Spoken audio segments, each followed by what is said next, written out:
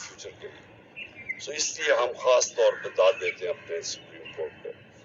جب واضح ہم نے اپنی گورنمنٹس قربان کی، آئین کو دیکھتے ہوئے وکیلوں کے ساتھ پہلے بیٹھے، وکیلوں نے ہمیں شور کیا کہ 90 دن سے آگے جا ہی نہیں سکتا، پھر ہم نے اپنی حکومتیں قربان کی. تو اس لیے تو نہیں قربان کی تھی کہ یہ سارے اپنے یہ محسن نقوی جیسے لوگوں کو اوپر بٹھا کے اور سارے ہمارے مخالف اور بیوروکریٹس اور پولیس والوں کو اوپر ہمارے بٹھا کے اور ہمارے اوپر انتقامی کارروائی شروع کر دیں. اور یہ یہاں بھی اور پختونخوا میں بھی ہم نے تو اس لیے کیا تھا کہ ہم نے کہا کیئر ٹیکر آئے گا اور اس کے بعد 90 دن میں الیکشن ہوگی. تو یہ اس سے پیچھے ہٹ رہے تھے. اور یہ بھی کہ اتنا آگے نکل گیا، یہ بھی صاف آئین کی خلاف ورزی ہے ابھی، کیونکہ یہ اب یہ ظاہر ہے یہ وہ جو 90 دن کے بیچ میں نہیں ہو سکتا کیونکہ انہوں نے اتنا ڈیلے کر دیا. تو اپنی عدلیہ کو پہلے تو میں خراج تحسین پیش کرتا ہوں، اور یہ اپنے ملک کے لیے بھی یہ بڑی خوشائن چیز ہے. دوسرے جو ماشاءاللہ ہماری سب سے بڑی پارٹی ہے پاکستان میں اپنی جوڈیشری کو یہ آج اعتماد دلوانا چاہتا ہوں کہ قوم ان کے ساتھ کھڑی ہے.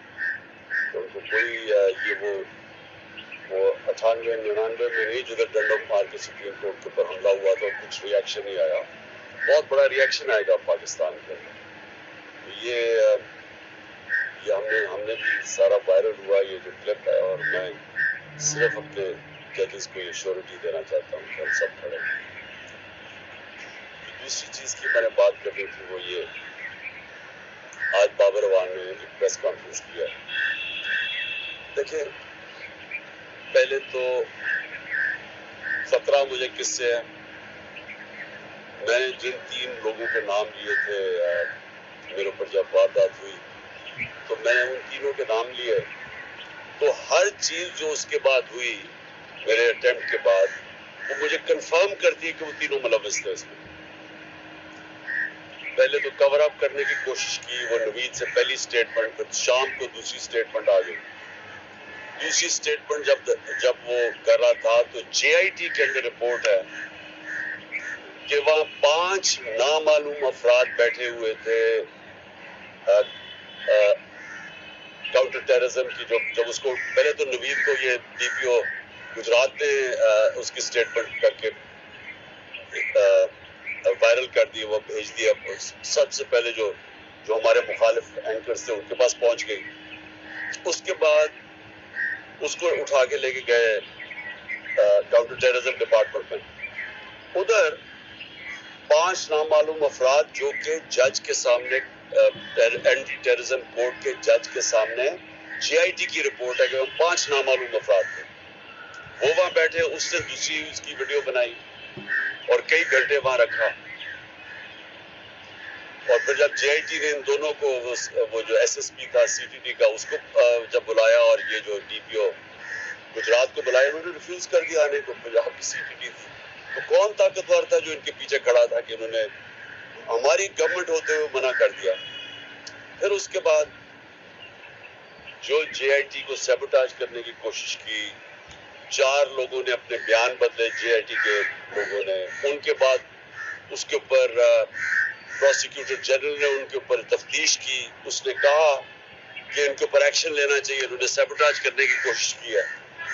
اب اس کیئر ٹیکر گورنمنٹ جس کا یہ مینڈیٹ ہی نہیں آتے ساتھ ہی پہلے جے آئی ٹی کو چینج روکا، اس کے بعد ان 4 لوگوں کو جن کے اوپر ایکشن کہا تھا ان کو واپس جے آئی ٹی پہ بٹھا کے، اور جو لوگ جو 2 کام کر رہے تھے ان کو انہوں نے یونیورسٹی کر دیا. تو یہ جو کور اپ ہے یہ صرف وہ کر سکتا ہے جس کے پاس طاقت ہے، اور طاقت کس کے پاس ہے؟ ڈرٹی ہیری کے پاس طاقت ہے، رانا ثناء اللہ کے پاس طاقت ہے، اور شہباز شریف. یہ جو تینوں میں نے نامنیٹ کیے، اس کے علاوہ یہ نہیں ہو سکتے. اس کے علاوہ یہ سیبوٹاج نہیں کر سکتے جے آئی ٹی. اب بات یہ ہے کہ یہ 3 ان کو سب سے زیادہ خوف کیا کہ عمران خان اقتدار میں نہ آ جائے، یہ تینوں کو خوف ہے. اور یہ 3 پاور میں بھی بیٹھے ہوئے ہیں، اور مجھے سب سے زیادہ خطرہ ان سے. اب تو میں نے پہلے بھی ٹی وی پہ کہہ بیٹھا ہوں کہ یہ ایک اب دوسرا پلان بنا ہوا ہے مجھے قتل کرنے کا. اور میں نے یہ پبلک بھی کہا، جب یہاں لاہور ہائی کورٹ تھا تو میں نے تب بھی جب جج خواجہ طارق رحیم نے جج کو بتایا کہ ان کے پاس پلان بنا ہوا ہے, یہاں کوئی سیکیور انوائرمنٹ نہیں ہے, اس کو نہ پیش کریں وہاں, تو جج نے ایشورٹی دی. جب میں یہاں انتظار کر رہا تھا, جب میں گیا, اس نے ایشورٹی دی کہ پولیس ان کی حفاظت کرے. وہاں پہنچا, وہاں پولیس ہی بھاگ گئی ساری, کوئی کسی قسم کی پروٹیکشن نہیں تھی, بالکل ایک ایکسپوز تھا کہ کوئی بھی کچھ واردات کر سکتا تھا. پھر انہوں نے مجھے پنڈی بلایا, یہ اسلام آباد میں 3 اپیرنسز تھی. وہاں آج بابر اوان نے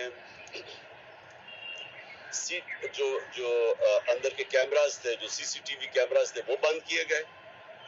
جو وہاں سیکیورٹی کے لوگ تھے وہ وہاں سے غائب تھے, کوئی سیکیورٹی نہیں تھی.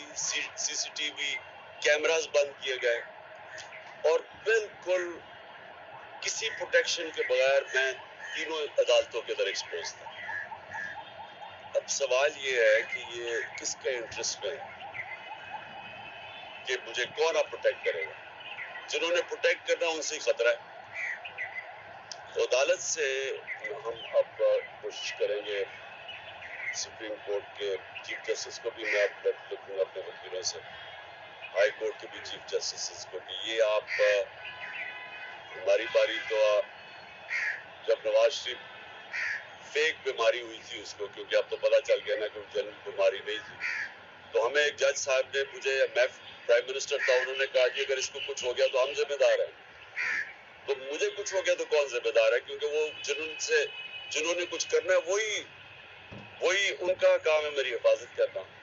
اور دوسری چیز کہ جو نوید جس نے میرے پر قاتلانہ حملہ کیا تھا, اب اس کو عدالت میں نہیں پیش کیا جاتا, اس کی جیل کے اندر اس سے بات چیت کی جاتی ہے, کیونکہ اس کی جان کو خطرہ ہے.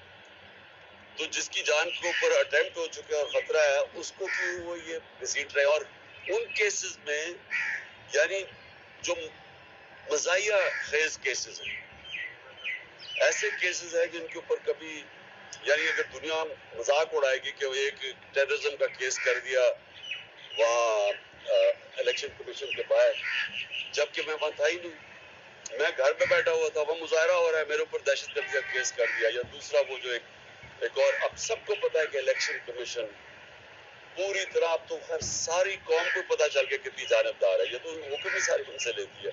اس نے کیسز کیا فورن فنڈنگ کا, وہ بھی کوئی کیس نہیں ہے, اب وہ چینج ہو گیا پروہیبٹیو فنڈنگ کا. اور دوسرا یہ ہے یہ توشہ خانہ کا کیس, وہ بھی میں اب سب کے سامنے کہ جس وقت وہ دونوں کیسز عدالت میں گئی اوور ٹرن ہو جائیں, کیونکہ کیسز ہی نہیں ہے, تو ان کے اوپر مجھے بلایا جا رہا ہے اور میری جان کو رسک کر رہا ہے. تو اس کے اوپر ہم انشاءاللہ اپنے وکیلوں کے ساتھ بیٹھ کے اپروچ کریں گے سپریم کورٹ.